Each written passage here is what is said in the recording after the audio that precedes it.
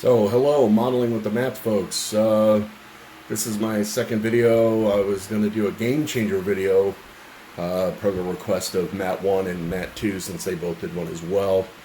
We'll be basically going around my new workshop here and talking about some of the at least 5 things that have allowed me to get back into this hobby after a few years. There's certain skills that you have to learn in order to enjoy the hobby. I believe easy to do on YouTube. There's plenty of information out there for anybody that wants to get started in either scale modeling or miniature painting or 3D printing, which I do all three. Basically, I went to YouTube University and basically started watching videos and was so enthralled by it that I got back into it. I was modeling as a kid and stopped for a while, but now I'm back into it, and to me it's one of the most relaxing things one can do, to create something in miniature and use the skills that you've learned either through YouTube or trial and error, which is also a fun way to do it. Is amazing.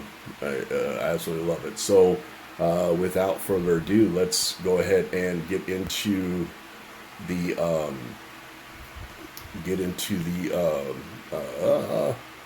5 things that I think were game changers when it came to modeling. Alright, so game changer number 1. This is my Iwata Neo TRN airbrush. Not a bad bit of kit. It's a little pricey, but these sell for anywhere from 180 to 220, I believe. With my hands, it's very difficult for a standard airbrush, which is the button up here. I actually have the same functionality in the trigger. You can blow air, you can do paint. It's the dual action with the color cup attached. It's a 0.5 nozzle, so it isn't very, it's not very small, but I can do some pretty decent detail work with this. This really changed how models came together. I was able to use this and use my Tamiya paints and all my other paints to actually, once the learning curve was done, and there is a learning curve to these. You have to know how to thin your paint. You have to know how far away to hold it. Practice, grab some cardboard, grab some paper, and just draw your name. Paint. You're going to blow through some paint doing this, but it's better to learn on a piece of paper than on a $40 model. So definitely, I would highly recommend an airbrush. I realize that there are rattle cans out there that you can do all this stuff with, but really, once you do get this airbrush, it really opens up a whole new world of techniques that you can actually use. Second would be the Tamiya Extra Thin Cement. Now, I'm 54 years old, and when I was building models back in the day when I was a kid, all we had was the Tester's orange tube glue. And the problem with that is, aside from all the caustic chemicals that were in it, it was very thick, and you really tended to use way too much.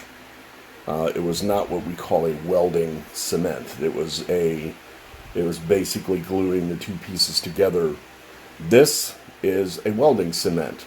Basically what it means is that you can actually hold 2 of the styrene parts together, undo this cap.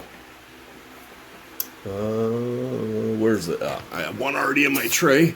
Thank you, Matt number 1, for the tray, by the way. It really does not smell. And then see how thin it is. Focus. Anyway, this stuff is water thin. So when you hold the parts together and you spread this over it, it actually wicks through in between the joint, and it literally melts the plastic together, and it's welding it. Great stuff. Cheap, easy to find. no more will I ever use the stuff that you actually get from testers or anything in a tube when I can use that instead. Thirdly, Tamiya tape. A lot of people actually call this washi tape. It's basically, I believe it's rice paper with a real low tack. This stuff is kind of expensive, but you can find cheaper alternatives on it. Washi tape, if you don't care if it's pink or plaid or whatever, you can usually find these at any like party supply place or on Amazon or whatever. Same stuff, rice paper with a low adhesion, and they work really well. Tamiya has these dispensers, as you can see here. I've got different widths, like I've got the real wide stuff for broad areas, and I use this for edges. I use this for, I use it for making seatbelts for my aircraft when I want to model a seatbelt. It's good as for masking off canopies. I've used it on my miniatures to mask off the base. It does not leave anything behind. It is very, very, it gives a very sharp edge, and it works great. I have never had this stuff pull off paint that has been laid on, and it's translucent, so you can actually see through it just a little. So when you put it on a canopy and you shine the canopy with a light behind it, you can actually cut the canopy panels out, and you'll be able to cut around what you need to. So definitely Tamiya tape is a game changer for me. I was using the blue painter's tape, which isn't bad, but it doesn't give as sharp an edge as the Tamiya stuff does. Number 4, and we'll slide over here, is my Mars 2 Pro.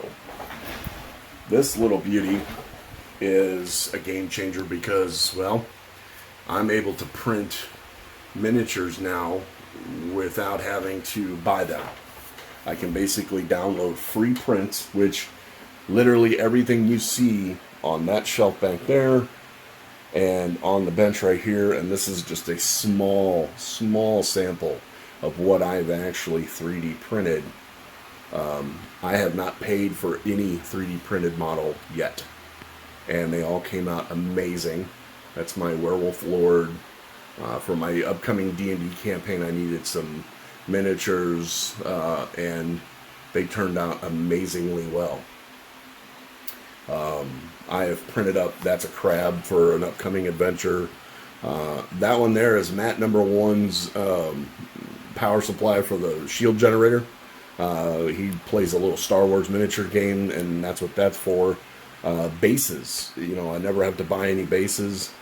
And then larger models, I'm actually getting into figure painting, like what Matt 1's wife does. She paints a lot of the busts and the miniatures, and I'm actually starting to get into that as well. And this is my next big project, which is going to be my big chunky green dragon. Again, a free file. I'm also learning how to use Tinkercad, which is something that you can actually create prints with from nothing and print them out. A little pricey. I got this set up with the UV light for Christmas for $220.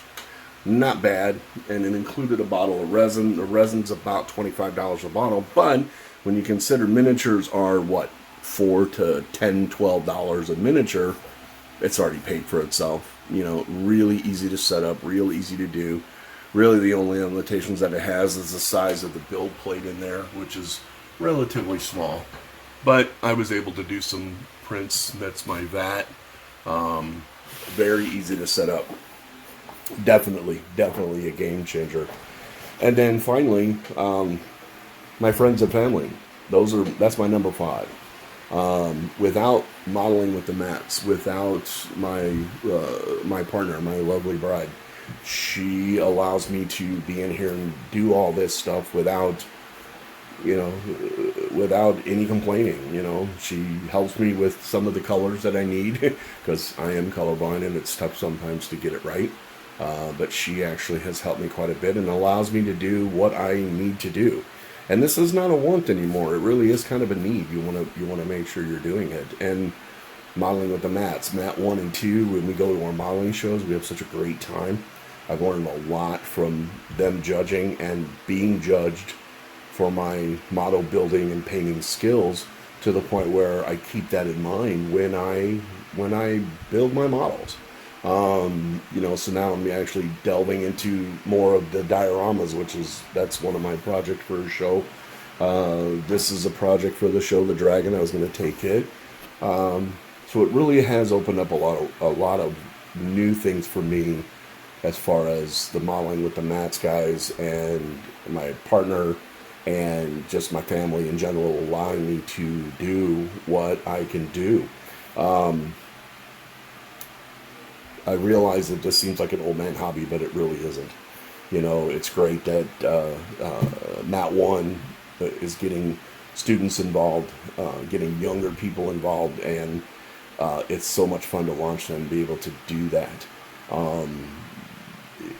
Bottom line is that if you are ever interested in any kind of vehicle, machine, diorama, whatever, and you want to learn a new trade, or you want to learn a new hobby, I highly recommend either model building, miniature painting, or 3D printing, or all three. That's what I do. It's not difficult. It's not expensive. You can usually pick up paints and starter kits for $12. You really can't go wrong with that. And it's fun to watch it happen. It's people look at the artwork that you do, and it really is art. We are artists. You look at the artwork that we do, and people are like, oh, I could never do that. And they can. You can. So if you haven't already done so, I highly recommend giving it a try. One of the things is visit us at Modeling with the Matts on Facebook or YouTube. We usually do a live show every Wednesday. Not there a lot, unfortunately, but I am going to try and fix that. I hope you've enjoyed my second video here, and if you have any questions, hit us up on Modeling with the Matts on Facebook. We'll be more than happy to answer any questions you have.